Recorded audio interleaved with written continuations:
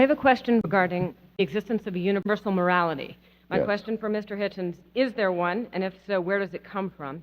Well, the most commonly taken universal, absolute moral statement is what's sometimes called the Golden Rule, which says don't do to another person what would be repulsive to you.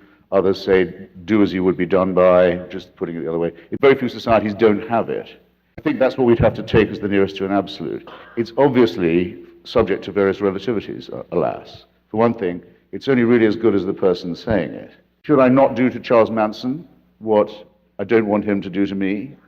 Well, if you see what I mean. Should we say, let's do to Charles Manson what we wouldn't want done to ourselves? Obviously not.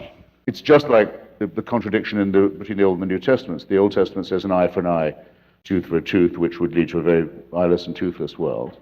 And then the Nazarene says, you can't condemn anyone unless you can cast the first stone. Actually, that bit was knitted into the Bible quite late and is almost certainly a fabrication.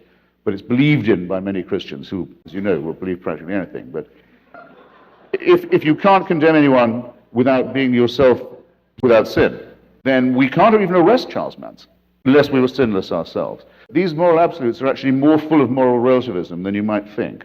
The reason people want there to be absolutes is this. They want there to be an absolute authority who can give them to you. Because wouldn't that save you all the trouble of thinking out ethics for yourself? Which is where I started. Why not take that chance?